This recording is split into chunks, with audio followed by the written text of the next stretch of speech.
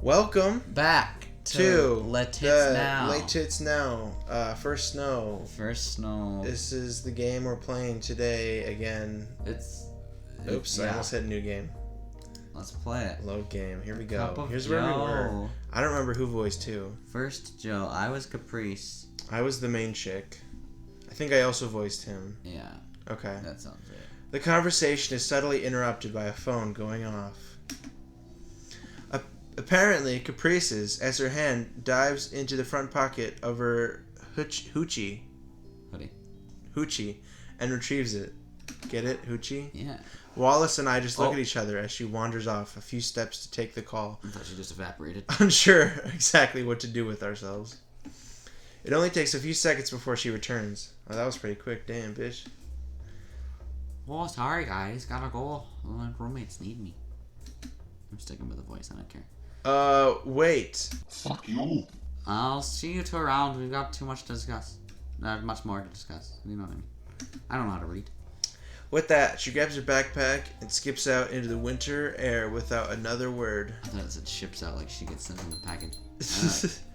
Going by her face, I'm more worried about this man than she is. That's what it looks like. This man that she is. Left alone with Wallace, I sip my coffee for something to do. Glancing in his direction, he looks more relieved than anything. Damn, I'm glad that bitch is gone. Oh, I was going to do the accent too, but I'm not going to. She means well. I know she does. Even if Eileen doesn't think so, I just have to keep telling myself that. Come on, Eileen. And what? Why do you want to do that? What? You just said you want to come on Eileen. Oh, yeah. I don't know. That's just my urge. My urge is, when a man doesn't love a woman. He locks the door and comes on a plant. Yes. And now I'm glad I didn't say that. Are you sure? Much as you did say I would that. like to leap to her defense, she is pushing this awfully hard. If he's trying to start conversation, I feel like I feel I should at least try to reciprocate rather than letting him twist in the wind. Okay. That's what that says, right? Yeah. Okay. That sounded weird. It is weird. Who talks like that? So, you and Eileen know each other? He gives a nod after taking a long sip of his coffee.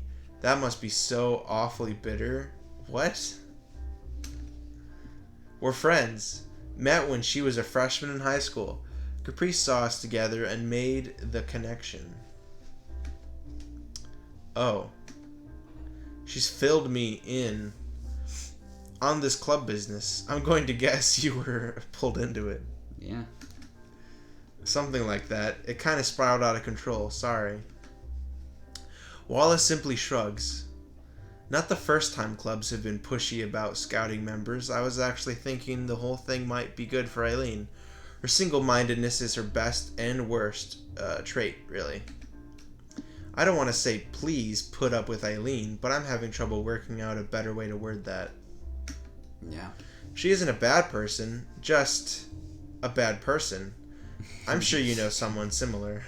Miles. I do shudder what her reaction would be to being told she and Caprice are similar in any way. I'm still not sure about dealing with her, but it's too hard to deny someone worried about their friend. Oh my god, my eyes. Oh my gosh, your fat cock. Oh my god, my fat cock. That's what he says. That's what he's saying right now. He's closing his So eyes. his eyes are closed? Yeah. Oh my god, I'm imagining Where are his hands right now? Yeah, that's a good question. Wallace seems content that he's managed to get his point across. Silence hanging in the air as he thoughtfully sips his coffee. It reminds me that I should drink my own before it gets too cold as well. She doesn't want to hold up a conversation. She just drinks her coffee. The weather outside is frightful, harsh contrast to the nice atmosphere in here, which might be why more students are starting to file in before classes start. The coffee's nice as well, so maybe I'll make this a regular spot. If I can afford to, that is. She's poor as fuck. Destitute, yeah. Poor and destitute. As for my companion, I think I'm starting to see him in a better way. He's just concerned about his friend. Maybe he's a gentle giant type who isn't that threatening at all. With his cup empty as he sets it down, Wallace sits back to savor the last of its taste. Well, I've said my piece. Peace. And he just pieces out. I've said my piece, Caprice. Caprice will probably give up on me, but you and Eileen are another matter. Caprice is a good friend. I can handle her. It was nice meeting you, Wallace. What? That came out of nowhere. Yeah, what the flux capacitor? I carefully repeat his name to try and engrave it in my memory. I have no doubt I'd instantly forget it otherwise. He's probably overly hopeful when it comes to Caprice, though. Yeah.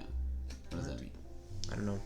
Thanks. You seem nice, so hopefully Eileen will ease off a bit. Hopefully.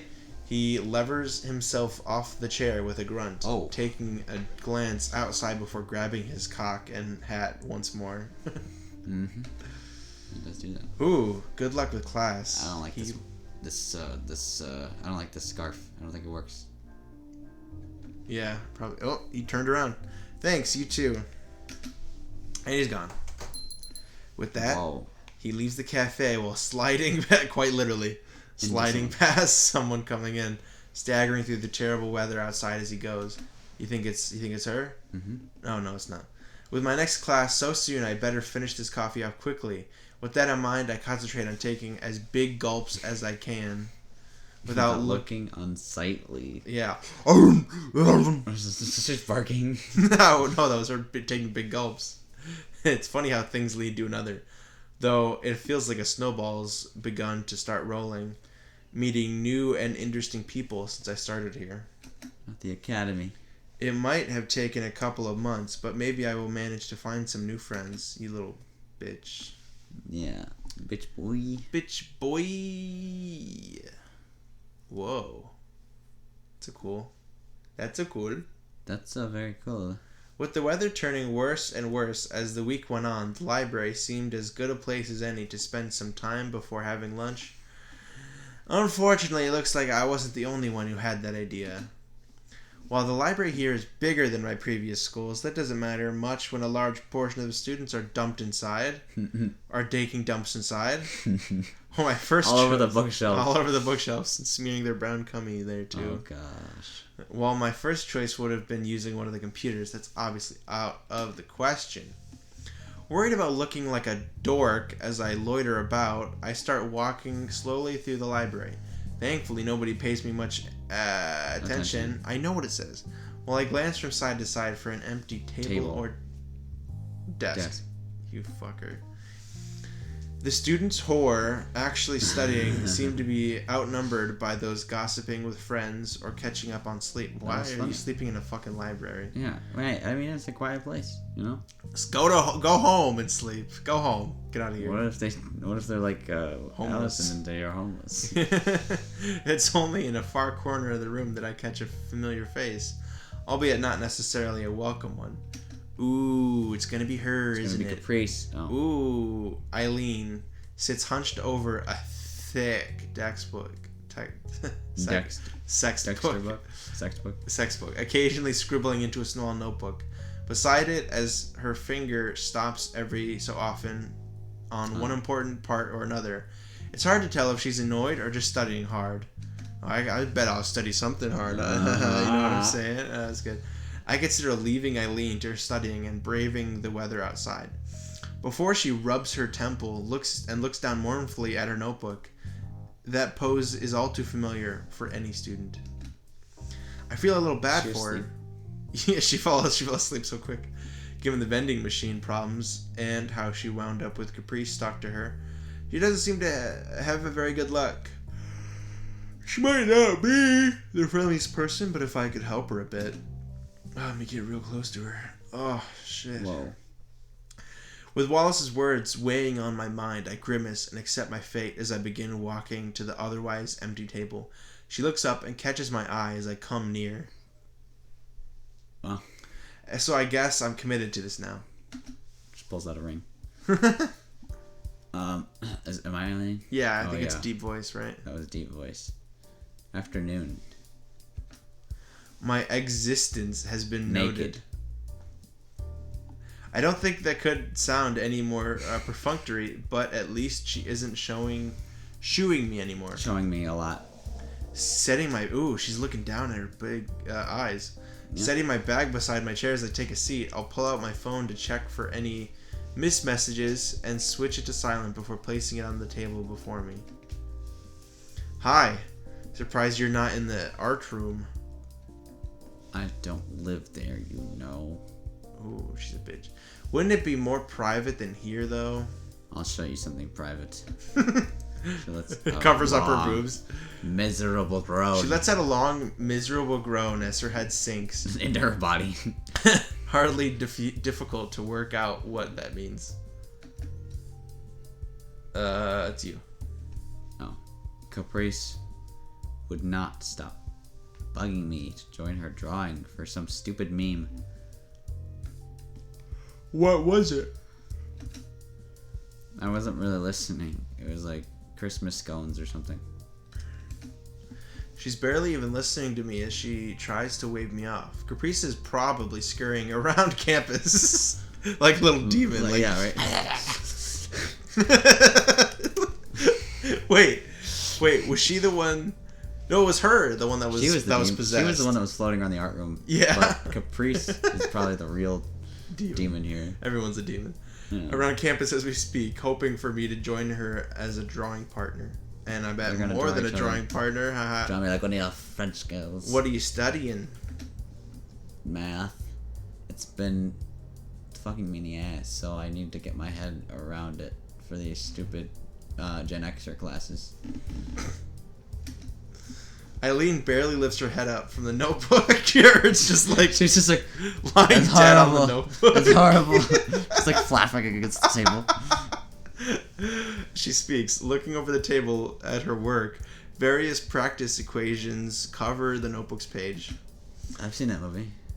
I have to admit, I do admire Eileen's drive. Talking bush. Oh, I was just gonna pass some time in the library reading, but seeing her working away has made me feel a little guilty. Sorry. Yeah. You any good at this stuff? Oh, I'll show you how good I am. Math? Well, I ended up skipping the gen ed class thanks to my placement exam results of how fucking genius I am. Oh, so you're a fucking nerd? Someone spent their time studying like a good little teacher's pet. Yeah, put her in her place, Eileen. You bitch. Nothing like that math and science are... What? Nothing like that math and science are easy enough, so I ended up coasting along. I need to learn how to study now that I'm here. Oh, okay. Eileen's eyes narrow.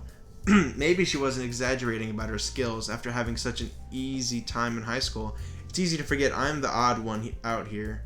Of course, I put my foot in my mouth just as I was starting to break the ice with her. What the hell is she talking about? I mean, if you want, I could have a look at your work. You want to see my artistry? She's hardly enthusiastic, but shrugs and moves herself a little out of the way. My curiosity's got the better of me, coming around the table and on her and on the notebook and looking at the notebook from behind her. These notes are so messy. Take a gander at her notes so far. Allison becomes like the bully. She's just like, oh, look at all these notes. Yeah, fucking nerd. Fucking nerd. She comes all over this shit, just tears it in half. At least this is easy to read, given her immaculate handwriting. The more I check over her notes, though, the more the corners of my mouth drag down. God damn, she's a fucking idiot. Yeah. She's done a good job of showing her process, and the first couple of questions, covering expressions, look right at a glance. When it comes to polynomials, however, the next two have odd leaps of logic, while the last meanders off into the wilderness. I realize I should say something to express how she's done so far. But the window of time to say something even mildly positive to soften the blow has long since passed. She still looks mad, so. Yeah, when is she ever not mad? Yeah. So it's like that, huh? Oh, bitch. Her sis said the same thing. There's unison. You got some of it right. That didn't help. Well, obviously, because you were being a bitch about it. Polynomials do seem to trip a lot of people up. So she isn't castrated bad at this. Still considering the first semester of Gen Ed subjects is mostly reviewing what we did in high school, this isn't a promising start. Mind if I scribble on this a bit? Just draws a big wiener on it. Yeah, right. Look at you practicing math. Oh, right. Yeah, that's me. Knock yourself out. Untie yourself up. I reach over to grab my pen from the other side of the table before hunching over her back and jotting down a couple of notes. On her back. Hunching over her back, just like... Yo, just let me write some shit on your back real quick. Like squatting on her back is what you mean? Yeah. Getting on her back and then taking a shit on it. Yep. A couple of notes. First up are a few pointers to where the first two polynomials went awry, before taking a parallel crack at the worst of them. A parallel crack at the worst of them. I'm a parallel crack. I have a parallel crack. Pausing for a moment halfway to check the logic of what I'm doing, I'm satisfied I'm on the right track as I finish myself off. The results look about right. Eli, we can hear you, you little bitch. Eileen flips over the textbook page and on cue to check my answer, looking a little dubious as she does so. Vindicated by the matching result, I feel a good bit of relief at not making a fool of myself in front of her. And her And her big ears.